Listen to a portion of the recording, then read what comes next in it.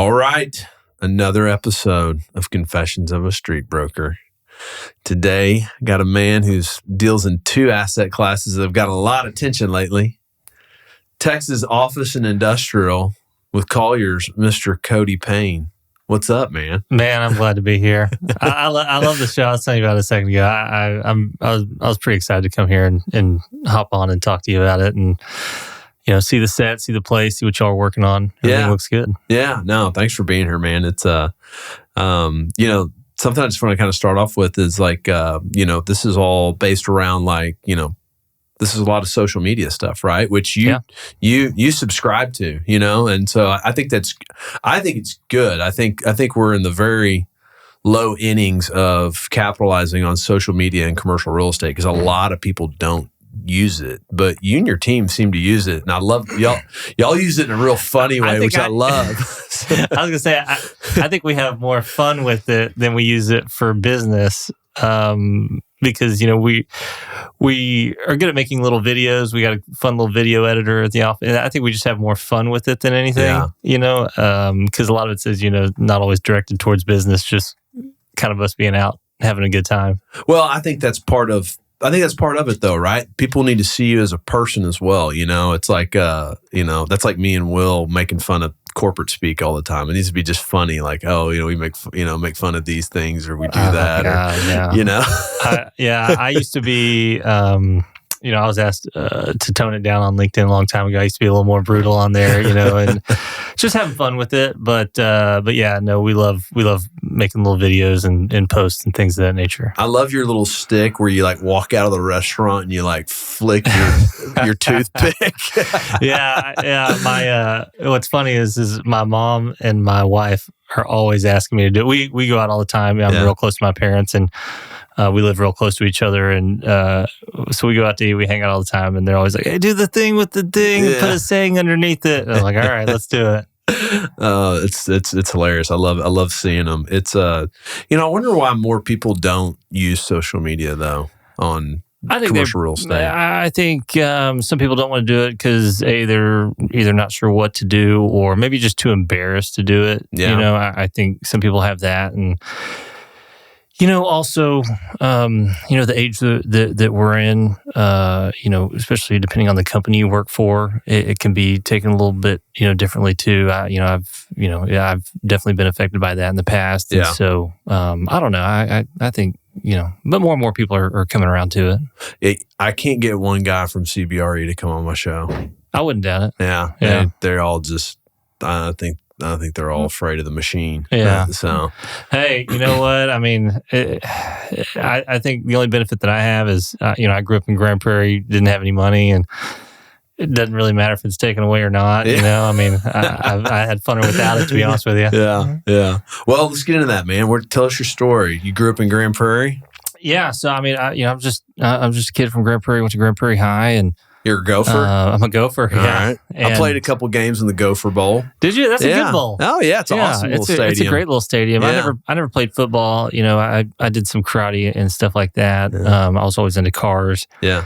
And, I was maybe 100 and something pounds, like real thin back in high school. Not any better now, but no, I grew up out there, and, actually, when I, got started, I was actually selling cars right out of high school, and I wanted to get into real estate because I always wanted to own a Cadillac. I'd never that was kind of like my dream back then. Yeah. And met a guy who I think David Dunn, and he was ironically the only one in DFW that would hire me. Yeah, that's where Jeff started. Yeah, David Dunn. Yeah. And so, I give a lot of credit to him. I was with him for a long time, almost a decade, and a lot of guys have started with David Dunn. I'll tell you. I mean, I'm very thankful for him because he gave me a shot when no others would. Yeah.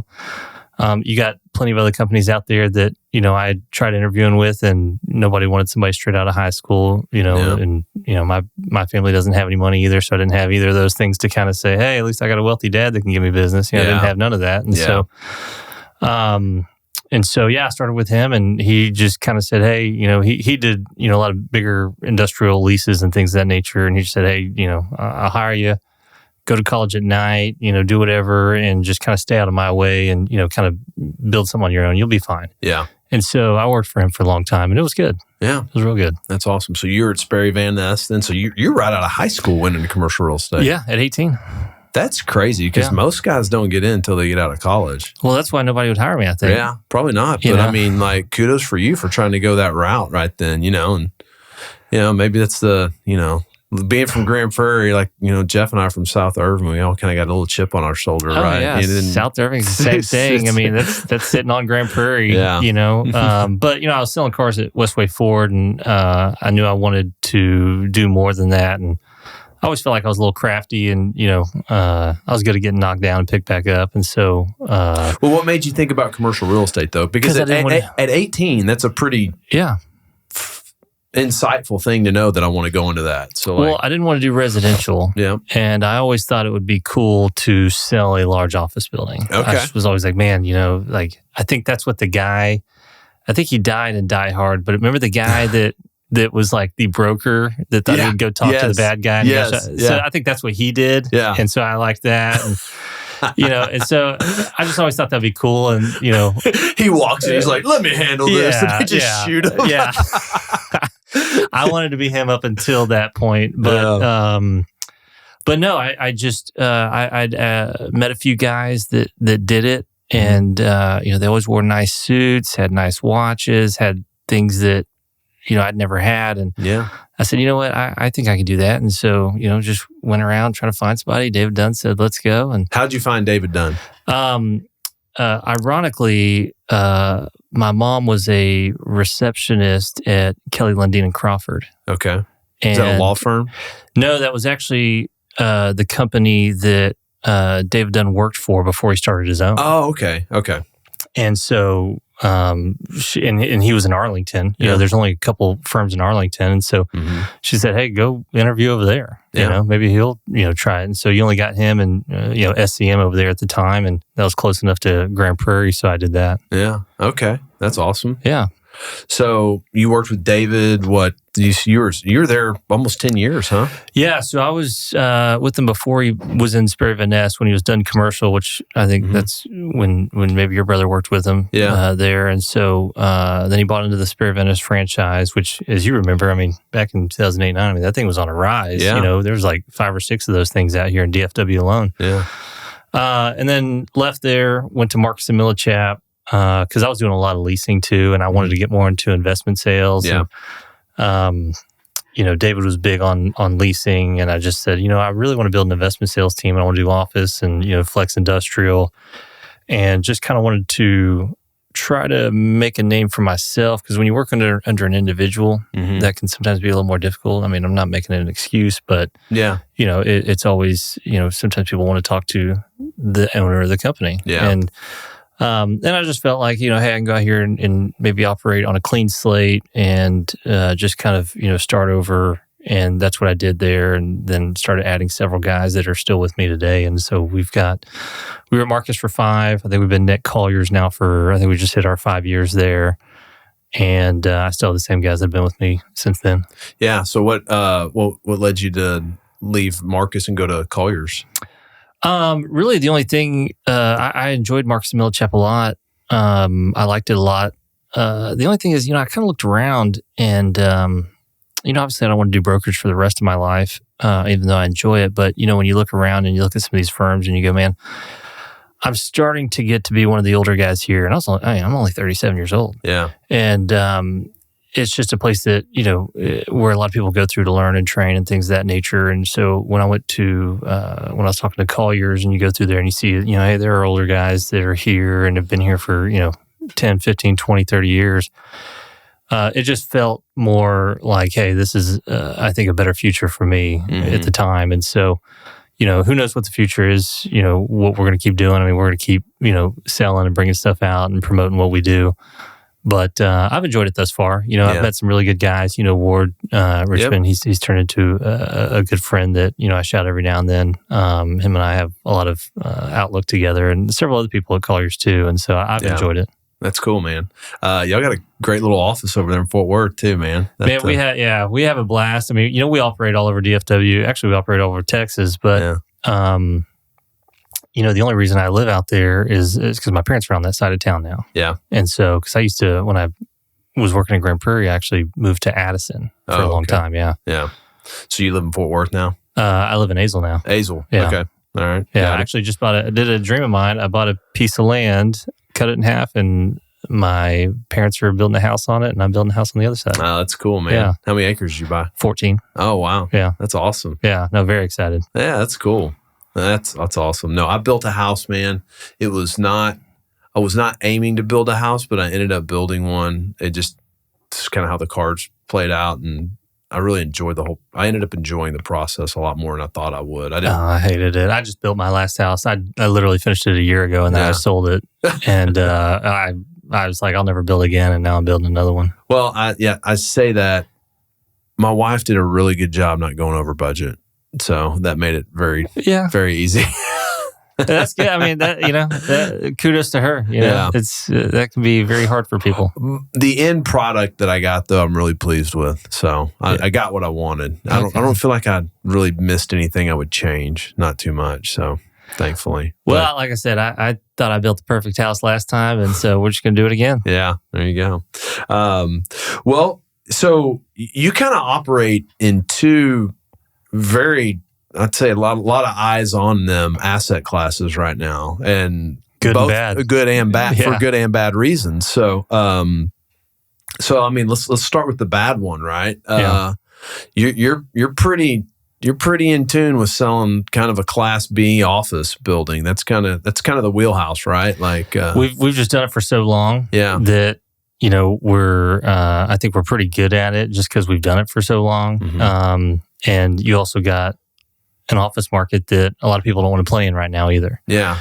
And so I think that there's a lot of advantages in us still operating in it. Yeah. At the end of the day, I mean, our real future focus is the small bay flex industrial. Yeah.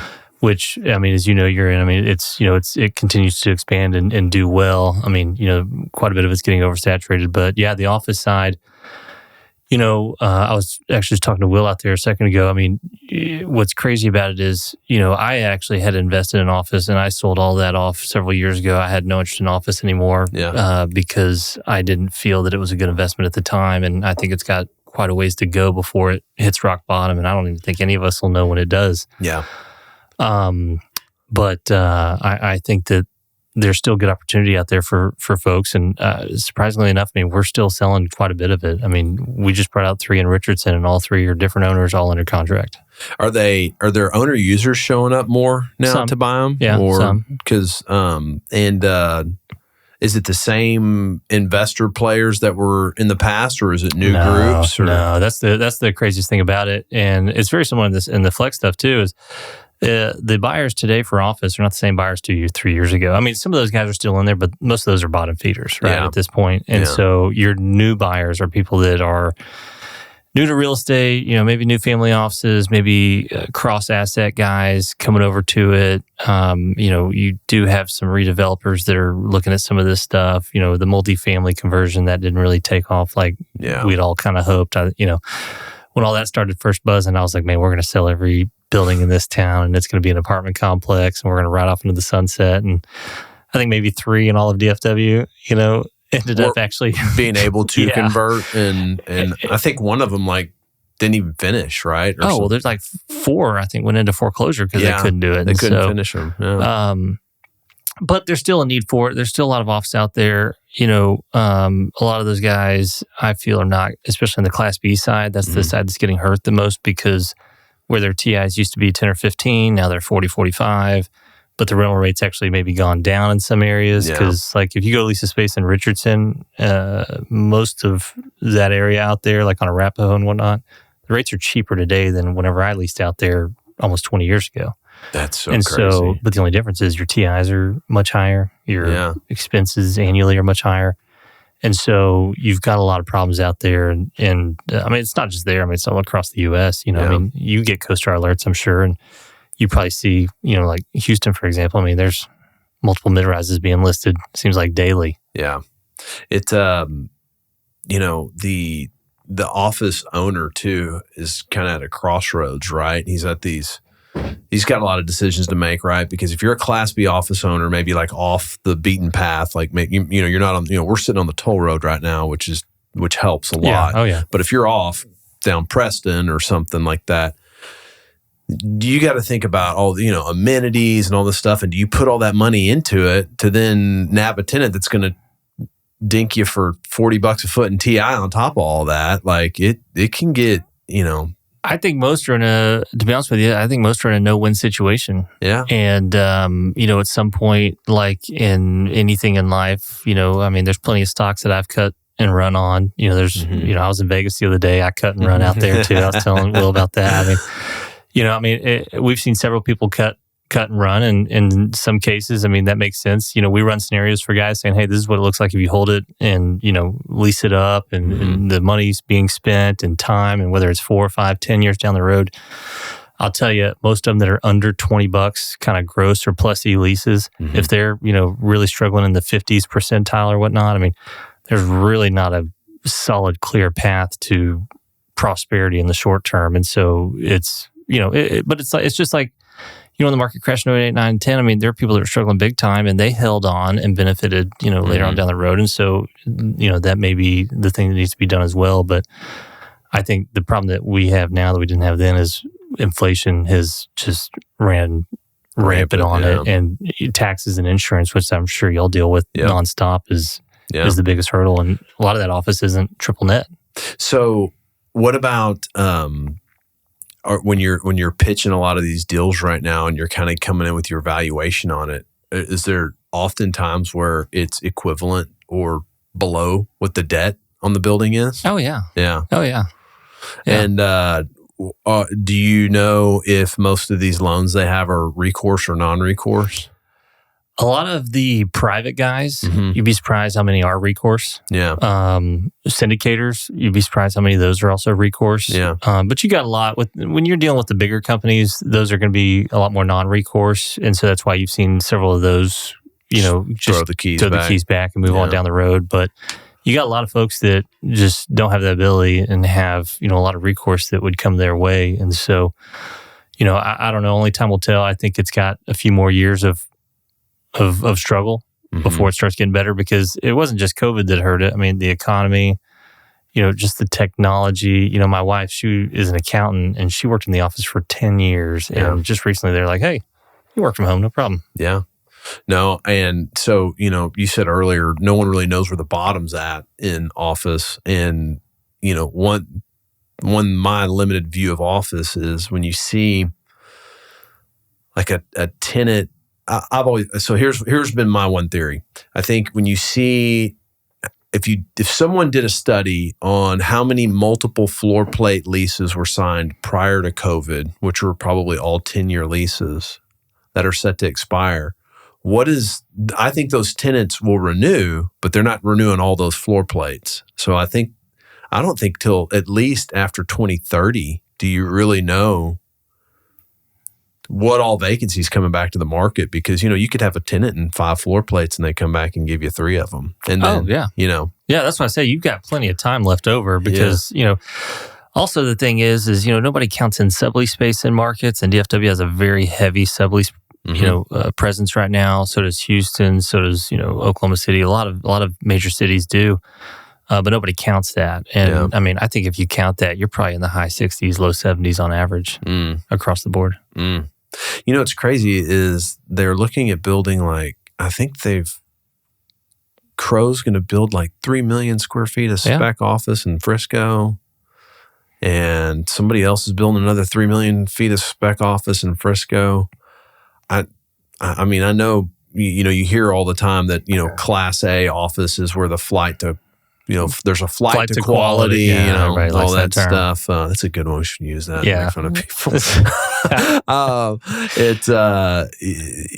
But at some point, I don't feel like I don't tenant rep office, but I just don't see a ton of big blocks of space getting taken up, because I feel like the companies that are expanding in the office space are companies like us, right? Smaller little businesses that are starting to grow versus big floor plate to big floor plate type deals. So, well, and COVID actually had the reverse effect, because many years ago, the average square feet per office employee was like 230. Now it's like 178. It's actually gone down. Okay. And so, whereas you would have thought with COVID, they'd just be shoving people farther away from each other. But, I guess that didn't happen. Well, I guess you kind of started getting more of the open concept where you could plow more people in a office, and not everybody got an office anymore. The kind of hotel, I guess. Our place is all cubes. Yeah. So, no, I would think the lenders. The lenders got to be really working with people on these things because they don't want these things back. Oh, yeah. No, I mean, they are. We sold multiple foreclosures last year. And I mean, the lenders were very different this go around than, 12, 14 years ago. When they took them back, I mean, both their exact words were, we do not want these buildings at all. Yeah. Like, what's their fastest route to exit? Are the other lenders willing to take a haircut? The ones that we dealt with were, yeah. Yeah. Absolutely. And that haircut might just be the offset between what was owed and what was sold for, and the seller pretty much probably walks with nothing but doesn't get pursued, I would think. Or no, one of them sold for substantially less than what the loan was on it. It was a new construction deal, built to spec, very nice, very high-end office. But they, it was definitely lopsided. And then we did another one out in McKinney, and that was lopsided as well. Yeah. And there have been several others that were so far lopsided that we're still in talks and how to figure it out. And it seems like it comes down to the, same finish line where we say, hey, look, you can keep leasing it. We got great leasing guys here at Colliers, and here's your cost, here's your TI cost, here's your operational cost, and here's this and that. And you need to, and they can get very overwhelmed very easily with all of that. And obviously that's our objective, when we're trying to get something to sell it, is to, get it off the books and move it down the road. But yeah, I was on the phone with a lender yesterday, as a matter of fact. And I mean, they're going to kick the can down the road a little farther because they don't want it. Yeah. No, I had a lender call me on a 220,000 foot asset at Legacy West. Oh, nice. And I was like, he goes, hey man, you want to buy this paper off me for $15 million? And it was like $66 a foot. And I was like, man, this feels really good. And it also feels like a trap, and I was like, and I don't know how to get out of this trap. So it's not for me, but man, it felt like a deal, I mean, you could walk to Legacy West from this office building. They're just so capital intensive right now that's probably where your stomach was kind of turning, was the money that's got to go into it. Yeah, totally. To get it done. And then, I mean, capitalizing it, getting people to invest in it, seems like that's probably a tough thing to go right now too. So. Oh yeah. And I was actually talking to a guy earlier today. We find it funny that some of these funds that have lost office buildings into foreclosure then turn around and send the same email to their investors like, hey, we got another opportunity here for you. Love to get some more cash. And, what I haven't ever understood was how these funds lose money and then go raise another one. And several of them have zero issues raising it. None. Like, if I lost money on a deal, I think I'd be done. Like, I don't think my investors, they'd be like, oh, hey man, thanks. Good try. This is good. We took an L on that last one. We're gonna sit these out. So I agree. And there's plenty of them out there. I know, that have lost and then go back to the same people and ask for money again. Maybe some investors at that level just have a perceived risk. They're like, oh, there's always, I don't know. I feel like my investors expect me to win on every deal. So it's like, but I guess at that level, maybe they're like, oh yeah, deals lose. We'll just start over and do it again with you. I don't know. Well, and I think that's me and our team's problem is we are way too safe. And so we don't invest in as much as we should and could and miss out on a lot of stuff. Because if it's not a slam dunk home run, we run away from it. My brother asked me one time, he goes, have you ever lost on a deal? I go, no. He goes, I haven't either. Do you think we're taking enough risk? I was like, well, I don't know. I'll keep the track record going. Yeah. But I think maybe some guys will take a stretch on a deal because they don't have deal flow, and they're trying to do it. So they'll reach on a deal and we see it all the time. Oh yeah. Yeah. Well, let's move to the darling asset class, the flex space, man. That's It's doing good. It's evolved a lot. It has. When I first started in the industry, it was a difficult asset. Nobody really wanted it. Mm-hmm. I remember one guy called it the dirty fingernail of asset classes. Made me feel really good. Yeah. But it's evolved a lot. It's being built everywhere. It's a new developer's kind of dream, like somebody that, a smaller time guy that wants to come in and build a small bay flex park. I mean, it's generally pretty easy to do. Yeah. And so that's why you see these metal parks just being built everywhere, oversaturating certain areas, obviously.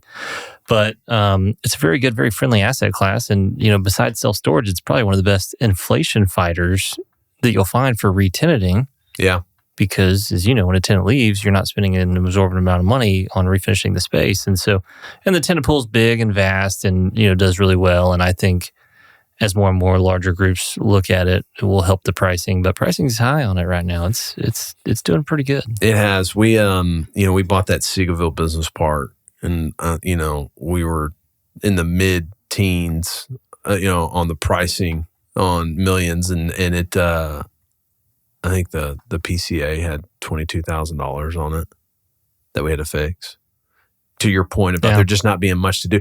And, and then some of those spaces when they come out of, when the tenant moves, I mean, like most of them have like window unit air conditioners. So it's like we don't even have to replace an AC. You know what I mean? So, I mean, like the CapEx is really low on those. Some of them we have that are a little more intense, but for the most part, to your point, there's just not a lot of capital expenditure has to go into a small bay park. No, and these are popping up everywhere. And, we've been helping people find land, get them built, sell them, and been having a really good time on it. It's one of the better cross-asset investment classes. So, we've been selling to multifamily guys. We just had an office co-working group that, primarily invested in office, come over and buy some flex off of us.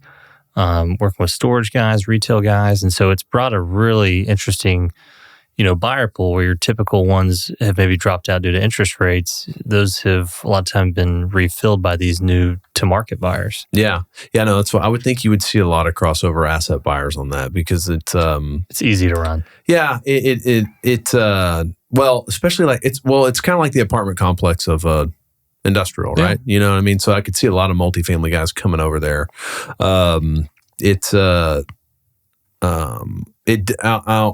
There are easy aspects to run about it. I will say the property management of it is way more intense than people think it is. Yeah. And we've actually subbed out just about all of our small beta fort since that's, what they own. And they have a third party platform and they're doing a great job handling that for us. So we were at a point. So I think if you're going to own a bunch of those assets, we got to a kind of a crossroads of like, man, I'm gonna have to scale up some property managers. And I just didn't really want that many employees. So I was like, I'll just third party this and we'll focus on being deal assassins. That's where we make our money. There you go. So so we made that decision and gave Ford a big chunk of our portfolio to manage it. So well, good. But that's one thing that people sometimes underestimate is the management side of it because some of these, we sold one that had 110 tenants in it. 110 AC units. Yeah. You got a lot of stuff going on there. A lot of traffic, a lot of things. People are rough on these. You're dealing with smaller private companies, private individuals for the most part, that sometimes there can be a little rougher on the spaces. But at the end of the day, when you compare it to other assets, the capital involved is generally not anywhere as close as it is in office, retail, and multifamily. Yeah. So, a lot of the business strategy on buying these existing parks is to kind of find the guy that didn't really know how to operate it that well, didn't really keep up with market rents. I see this relationship start where the tenant's like, well, he's like, my tenants never bother me. Well, they never bother you because your rent is like half of what it should be.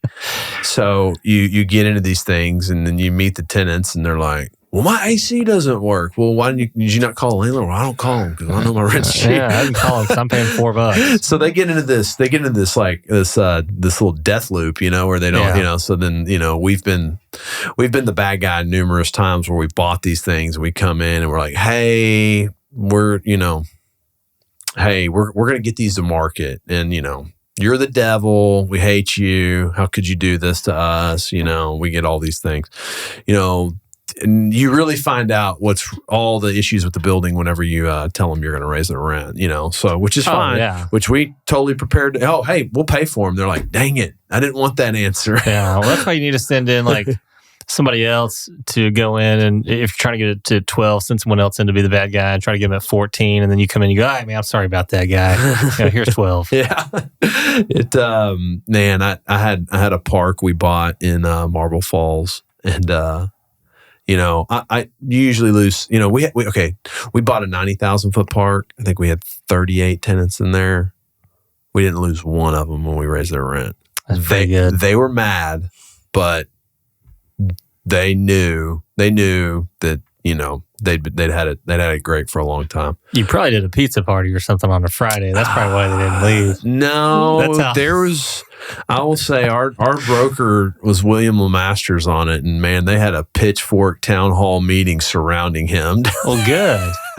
So he had a trial by fire on it, but he did a great job of getting it done. The Seagoville Business Park, this is what was interesting. The rents were so low when we bought it, and everybody's month to month, right? That's another thing I see. It's like all these tenants think they're in a great position because they're in a month-to-month lease. Yeah. And they're really not, because at any moment, something... You can jack it up. You can jack it up.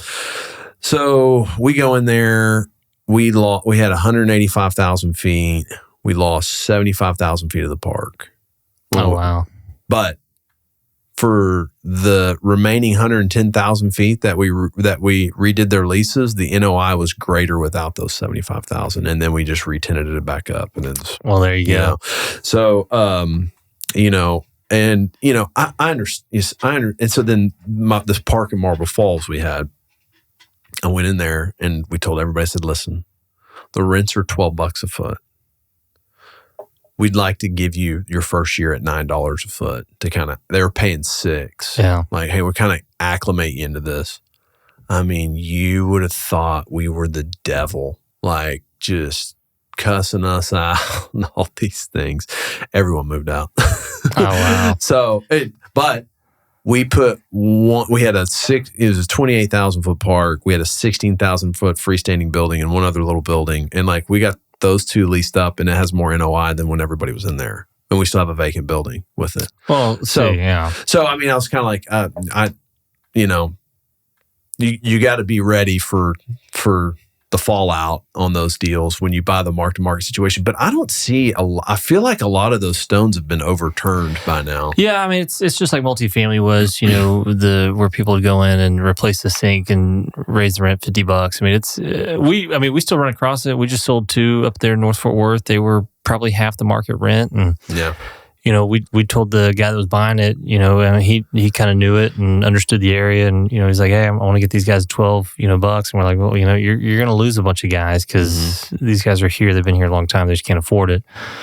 But I know he lost some guys getting them there, but you still can find those. You still have some older owners that, you're right, are like that, where they're like, man, these guys don't bother me at all. And you're like, well, I wouldn't either if I was paying you $200 a month for 1,200 feet, And so you do have some of those, but just not as many. Yeah. And then in the markets where we do see that, like in East Texas and some of these others, I mean, those areas you just don't want to be in general. Right. Right.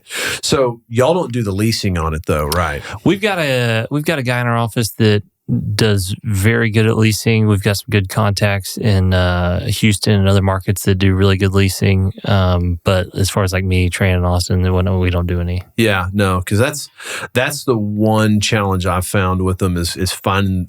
You got to find the right broker to lease those things. A high velocity broker. You got to have a high velocity broker, probably a younger guy. That'll just go. Just go work it. Like we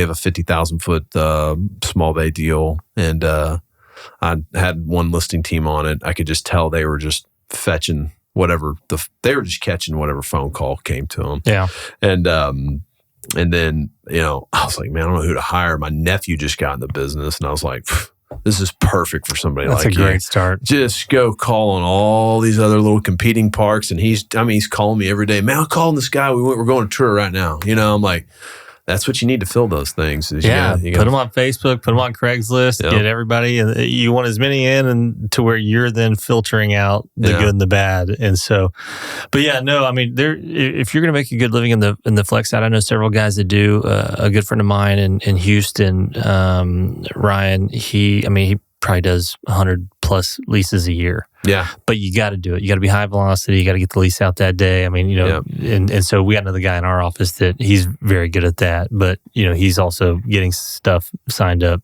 that day, shipping it off, moving down the road. Yeah. We, so when we bought the first real small bay park we bought was that 90,000 footer. And when I was under due diligence, I was like, man, I got to develop a new lease that's like 5 pages. Because the shorter the better. If I send them a NACAR lease, their eyes are going to go cross. So like we just made a condensed version. It's 5 pages, and like I very rarely do we get lease comments. It's kind of like those boxer leases back in the day. Remember those were like 1 pages? Yeah.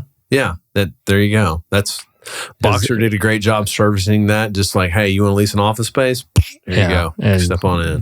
I did the same. I built a boat and RV storage facility out in Weatherford years ago. I sold it, but I made a very simple lease. It was like, hey, I can sue you and you have no rights. It's like, that was it. Yeah.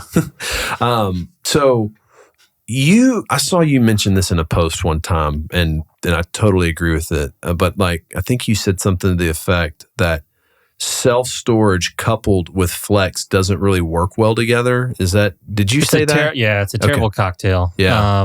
We've sold multiple parks that have it. And the problem is flex guys don't want storage guys don't want flex. Mm-hmm. But for some reason you have storage guys that are, independent guys that will build a storage facility and they'll have some extra land. They're like, hey, cash is cash. Let's get some, let's put some flex out here. And then they wonder why, hey, how come I'm not getting the same value that, this would sell for, this would sell for. And I got a prime example because we just executed another one is we sold one park out there that was flex and small bay. I'm sorry, flex and self-storage.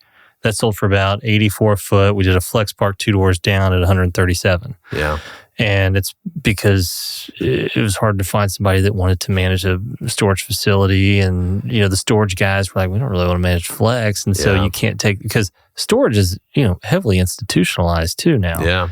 And so we're not storage guys. So we don't have the storage buyer database. We're very strict in the lanes that we run in. But that's something that people continue to do. And hopefully it'll create its own buyer pool at some point. On our Seagoville Business Park, we had to buy a 172 unit storage unit with it. And it's been the biggest pain in our ass out of any of our assets. People act like it's automated and all this stuff. No, I mean, it is the biggest pain in our ass. So, I mean, I'm a Matthews guy called on me, and I appreciate it because he's been calling on me. And he called me the other day and he goes, hey, I'm just following up with you on your self-storage unit. I remember you telling me it's the biggest pain in your ass, so I'm just here ready to sell it for you when you're ready. And I'm like, hey, I'm glad you took notes and remember that. So keep calling me. And I was like, my note comes due and this date, and when it comes due on the way out, like, dude, I'm going to be looking at pulling the trigger on this thing. Can you not parcel it off? I can, but we need to just do a little more work on the rents to kind of get it up and sell it. But I think when the refinance comes, that's when I'm going to part that out, refinance, and hold that thing long term. So when I built the boat and RV facility, I did that because those guys are usually longer term leasing, and I built some individual storage units on there as well. Just because, I'll add some on there, just because people lease it. Those individual units, I mean, they weren't even 10% of the units I had, and they were the biggest pains in the asses I've ever dealt with. And they come and go. They lease for a month or so. It's much more management intensive. These guys that would park a boat or RV there, they're like, hey, can I just write you for a year and just be good? And so it was so much better. But people do say the storage is automated. And I'm like, I don't know who's automating this because this thing's a nightmare. Yeah, no, it's definitely a lot more than we bargained for sure. I mean, I was earlier this morning, Joey's like, oh, God, we had like 4 break-ins over there, so that's storage units. I'm having storage wars out there on Saturdays, I'm so glad I'm done with that place. So I agree with you on that. So now you also just wrote a book. Yeah. Tell us about your book, man. What made you? Well, first off, what made you want to write a book? Well, so we've got so many new people that call us all over the U.S. to, asking, hey, I'm looking at building, blah, blah, blah. And so me and Austin and Tran, we sat down, and we're like, look, we're going to write a book and we're going to give it to these guys to help out. And so it took us all last year to write it. And by the time we got done with it, we're like, look, we're not going to give this shit out anymore. It took us too long. So we're going to put it up for sale and just try to make a little bit off of it. And we're not making a killing off of it, but we were very surprised by how many sales that this book has gotten so far. I mean, it's probably selling on Amazon alone probably 4 a day. Wow. And so, that's pretty awesome. I was very shocked by it. Like I said, we're not becoming millionaires off of it by all means, but we did it to help people out. I mean, we do give quite a few of them away, but it was really just to do that. And it's worked out pretty well. And I'll tell you, there's so many notes in there that you can tell the sections that I wrote because it sounds like I talk. And so it's like, hey, if you're having issues here, just give me a call. Yeah. And so you'd be surprised how many people have like, hey, in this section you didn't elaborate enough and you said to give you a call. And I'm just like, yeah. I'm sorry, that's that Grand Prairie education. Yeah. Let's get it figured out. And so it's helped out. And, we've actually picked up a few projects from it as well. And so it's been good. Well, so when you do something like that, you become the authority in that marketplace, right? Because, I mean, does anyone else have a flex book? No, but there's about 10 million multifamily and residential real estate, just like your Carlton Sheets over here. I mean, there's a dime a dozen on those. I think there's stuff in like retail and other asset classes, but flex, there's not. Yeah. And so maybe because we're the first ones in, that's kind of why we got it. And I'm sure it'll be flooded with others, but we should probably we've been talking about figuring out ways to promote the book a little bit more. We're big promotional guys. We just haven't gotten around to it. I got married earlier this year and have been kind of traveling quite a bit, more than usual. And so, but yeah, no, very, very pleased with it. We're actually, me and Tran will be in Houston, at some promotional events with it. And, y'all are going somewhere tomorrow, right? Yeah. Yeah. And so, I'm excited. It's been good. It's been fun. Well, okay. And it's a short read too. It's only like 100-something pages. Yeah. So it'll get your attention. I'm actually working on the Audible. Yeah.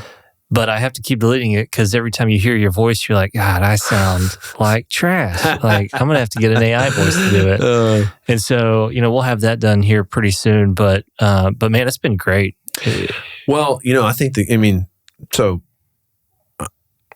I think on things like that, it's a very niche thing, right? So 4 books a day, if you average selling 4 books a day, that's 1,200 plus books a year, right? Like, if you get 5 listings out of that, like, it's already been worth it because I can tell you there's been several people that have called and been like, man, because we've got, I'm big, like I said, I'm always big on marketing and branding, and I've got a really good section in there on, how to market and brand a park and, best practices and what we see mistakes that people make. Those are probably more of the big things that people look for is how do I not make these mistakes? Because, with as many transactions as our team's done, I mean, we've seen not every mistake in the book, but a lot. Yeah. And so, we try to outline those, but it does feel good when some people call and they're like, hey man, I really like this book and, I do appreciate it. And it sounded like you were talking to me and I'm like, well, yeah, that's how I wrote it. Well, that's what, some of the benefits of us doing this podcast is like, I had a broker call me the other day. He goes, hey man, I haven't talked to you in a while, but I feel like I talk to you every day. We're on this, we average probably around 700 to 800 listeners a week, nice. And that's,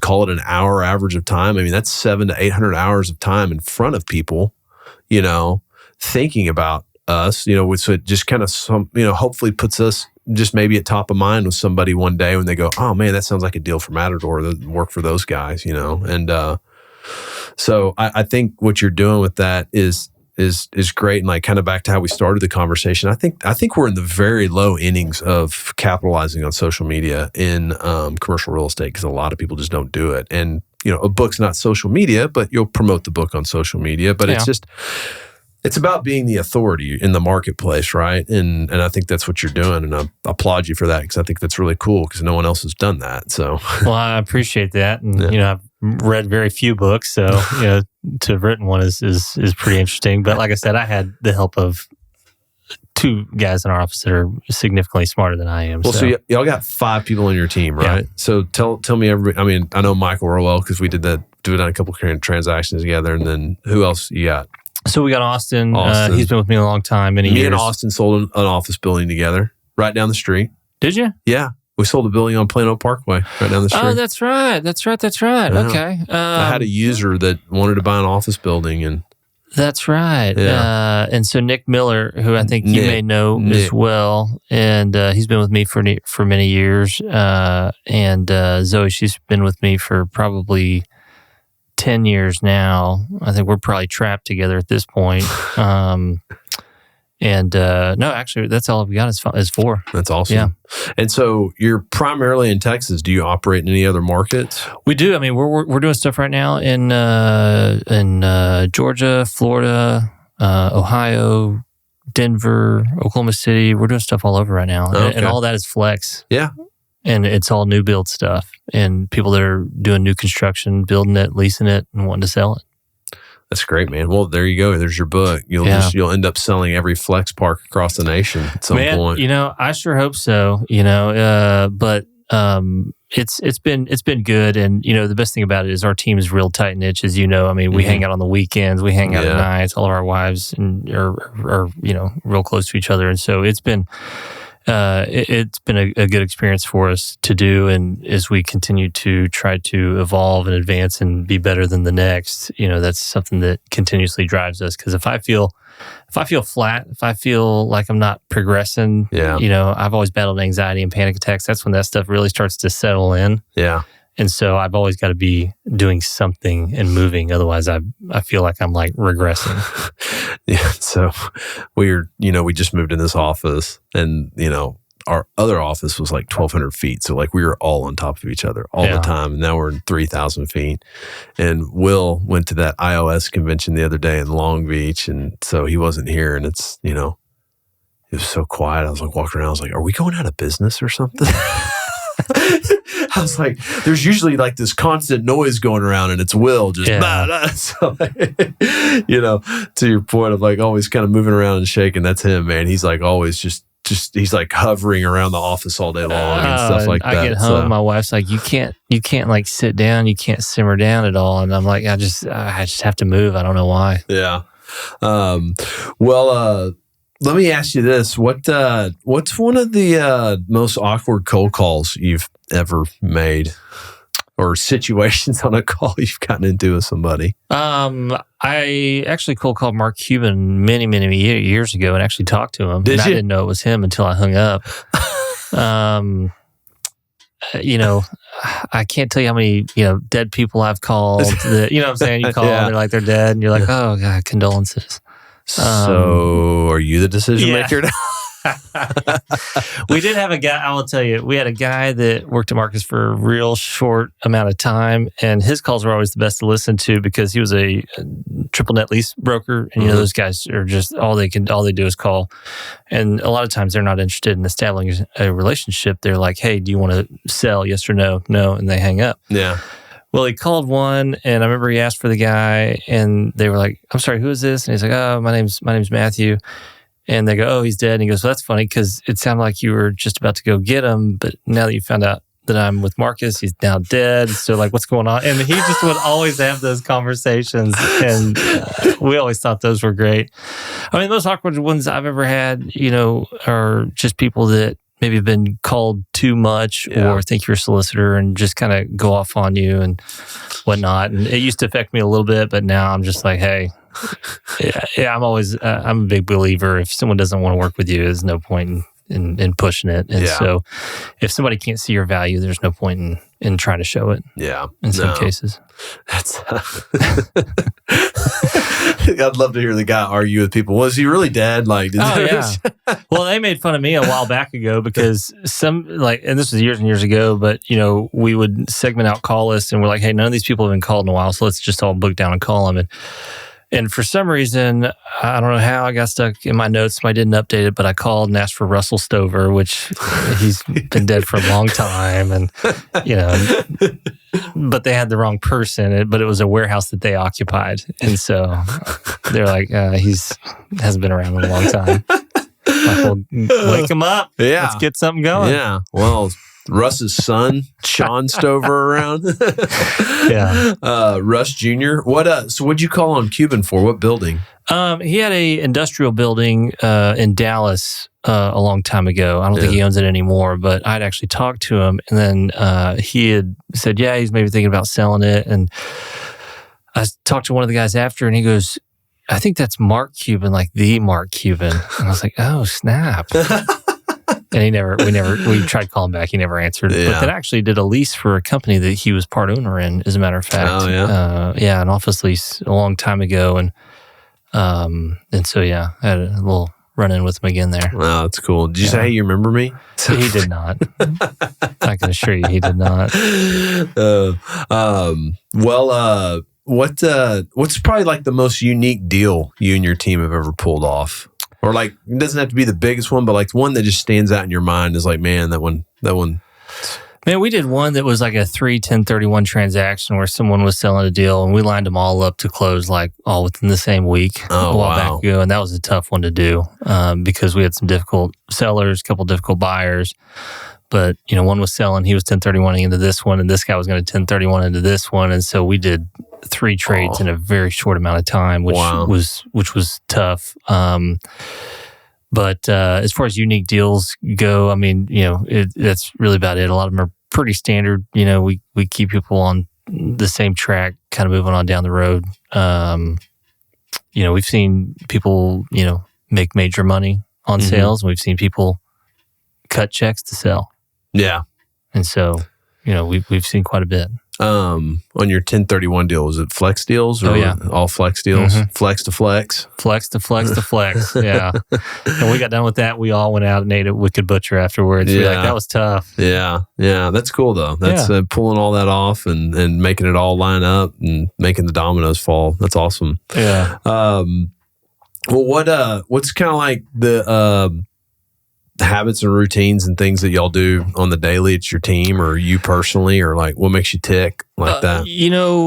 As far as team habits, I mean, we hang out a lot together. We're always kind of talking about, growing, figuring it out. We deal a lot on Fiverr and Upwork, because those folks help us out a lot as well, just to help us get creative. But we're always just kind of getting creative. We have a team boat we go out on all the time. Me and a couple of guys, we work out together quite a bit. Yeah. But as far as me and routine, I wake up, I am addicted to the cold plunge. I don't know if you've ever done it, but I do it. I've done it when my pool's cold. I don't have one, but when it gets cold, I'll go jump in there. Okay, I do that pretty much every day, sometimes twice a day.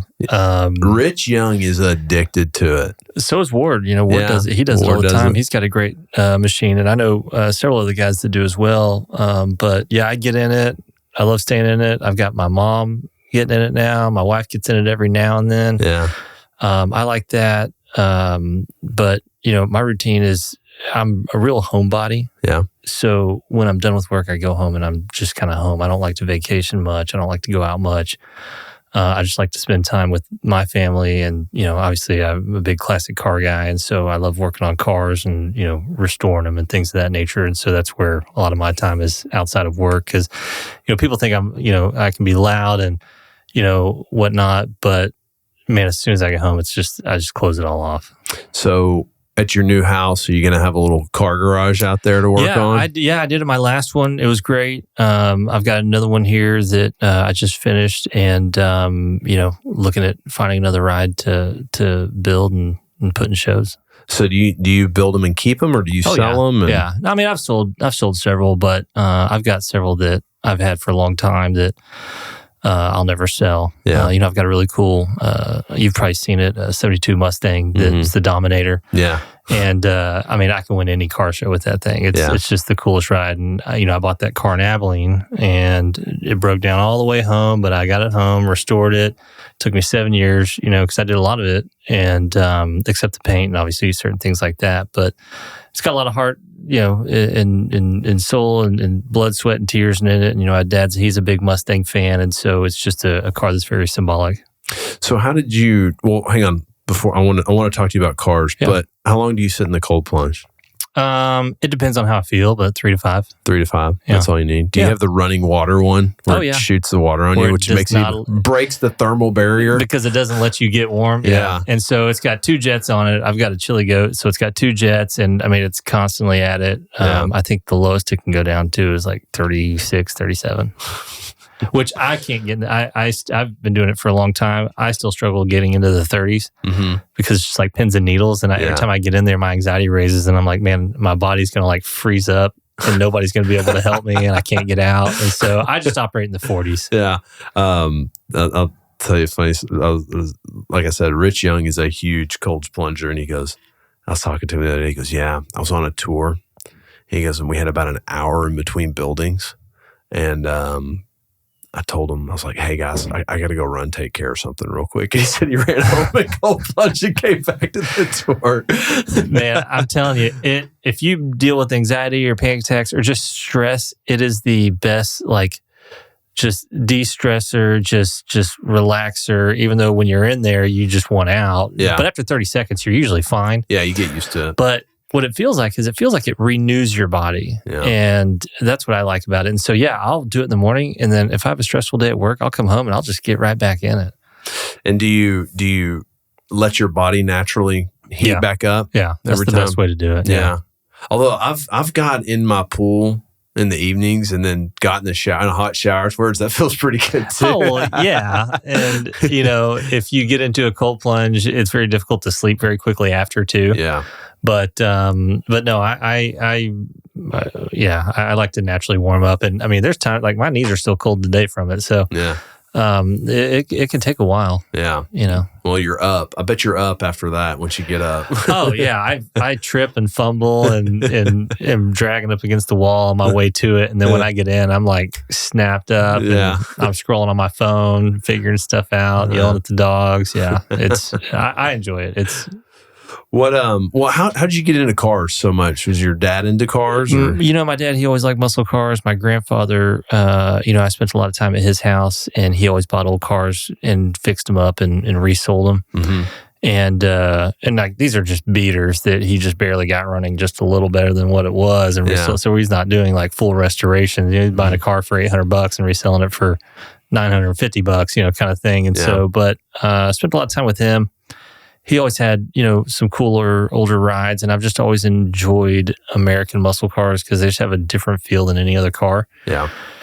And it's the only thing that I really know how to work on too, because, that's kind of what they, worked on. And so that's kind of how I got into it. And, I love the feel of it. And, people are always like, man, why don't you get like like an Aston Martin or Ferrari, something like that? Well, first of all, I don't want to spend the money for it, but also I just prefer the feel of that raw, the American metal muscle even car. Though it's slower, and not as fast as maybe a newer age vehicle is. Yeah.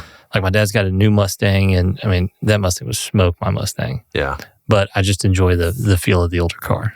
Man, I had a buddy that had a Boss 302 Mustang in high school, and like it was so cool riding in that thing. Oh, like it's probably one of the faster cars back then too. It was so cool. Like I don't really know much about cars. I don't know much about engines. I hate it when people are like, "Hey, what kind of engine you got?" And then I'm like, "They're like, you got the the one that turns on, the 5.934 Vortec." I'm like, "Yeah, I got all of them."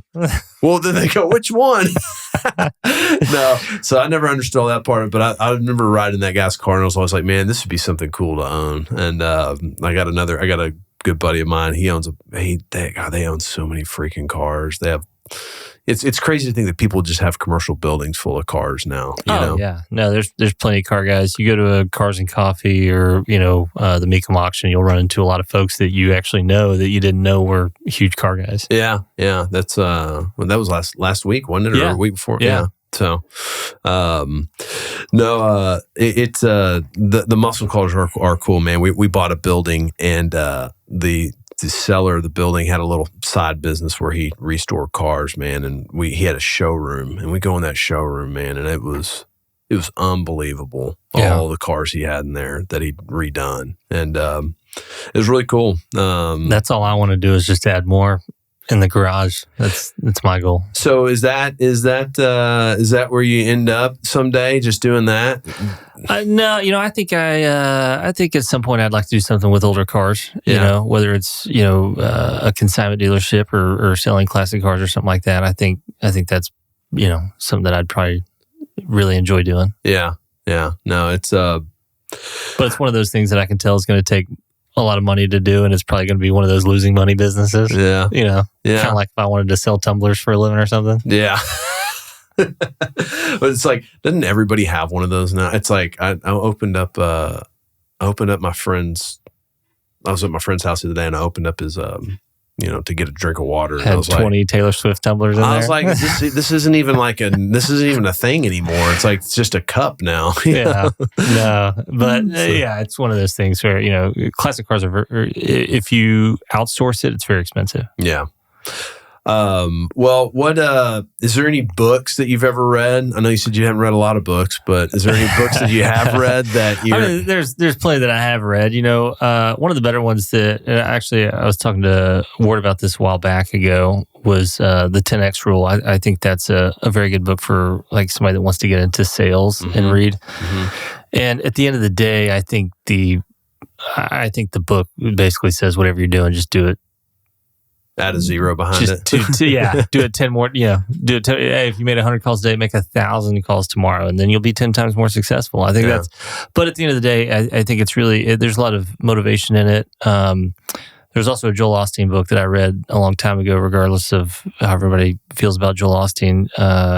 He had a book that was like Think Better, Do Better, Live Better. And it was really just about, changing your mind from, certain thoughts. It's so easy to be negative right now, especially in the political environment that we operate in. Because I tell you, if I turn on, Fox News or CNN, I mean, I'm, it's road raging, and so, but it was one of those things, it was a book that just was to kind of help train your mind to, all that stuff doesn't matter. Your money doesn't matter. None of that matters because all this stuff at the end of the day, whenever you die, you're not taking it with you. Yeah. Wherever you think you're going, that stuff's not going with you. And so that was a very good book. But yeah, I think if you're trying to go into sales, the 10X Rule's a pretty good one. And then obviously, I think Flex Day Domination is probably up for some type of award somewhere. It's up there. It's Amazon bestseller. It was number 11 for a while. There you go. On the commercial real estate books. Well, hey. So it probably helped that I ordered quite a few off of. No, I'm kidding. Well, just to boost it. The 10X Rule, that's Grant Cardone's book, right? Yeah. I read that book, and I read it kind of at the beginning of kind of starting Matador. I read it, and I was like, my goal in the beginning was like, man, if I could get to 100 million worth of real estate, in 5 years, that'd be huge. Yeah. And I mean, we did that. After I read that book, I was like, nah, screw that. I got to get to 1 billion, right? So, and we hit 100 million like in 2 years, so like I really enjoyed that book too. Just kind of thinking about it, just helps you think a little bigger, that's what it helped me do. Just like, hey, and now we're at the point where it's like, man, like, can we just do bigger deals now, because we can, and, but I agree. I really enjoyed that book. It really helped, I don't know, kind of just stretch your mind a little bit on what you can do. And, so anyways, I was a big fan of that one. So. Yeah, no, it's good. And, cause it's easy to think small and to think of, I'm going to make this much money on this particular deal, right? Yeah. Well, once that deal's done, you're also done at that time. And so especially when you're doing leasing or sales, I mean, you're only as good as your past deal. Yeah. And so when you think like that, which I did when I first got in the business, because I was like, man, if I can get $199 a month, I can get a Cadillac CTS. Yeah. And, that's kind of how I thought at that time, but that's thinking step by step by step. And so, but yeah, it helps think on a much larger scale and also to, like I said, but there's a lot of things in there that are like, you physically just can't do. Sure. Sure. Yeah. And so, but but just kind of stretching yourself a little bit, right? Yeah. It's kind of a compounding effect. If you do, you do add a little more, a couple days a week on something, if you make 100 calls and you make 110, that compounding effect adds up, Yeah. And that's back then when the Grant Cardone was like really big into his sales and whatnot, and, was really on fire. Did you ever listen to his 2 cents in 2 minutes? No. He always had great little things where he's like, these are my 2 cents in 2 minutes. It was like a video. It was like a 2-minute video. Yeah. And you could tell he just thought of it when he woke up, because he's like, hey, you're out making calls and, they don't like you. Who cares? Just keep calling back again and tell me you're not going to leave him alone until he sells with you. And so it was, he had a lot of good stuff back in the day. It's funny when my brother came on here, he had the cash flow hat on. Oh, nice. It's pretty funny. But no, I've enjoyed a lot of his content. I thought he's done a great job with all that. And, it's when you start off in sales, it's good hearing just kind of these other guys that kind of fire you up, Oh yeah, I still listen to it. I need to get fired up. I listen to Andy Elliott every now and then while he's, yelling. You know who he is? Yeah, you ain't got abs. Yeah. He just yells at you on the phone. And so I listen to him all the time. And he's like, if you're not, if you don't have abs, and I'm sitting there like, man, how do I get some roids to look like this guy and get these abs that I need? Yeah.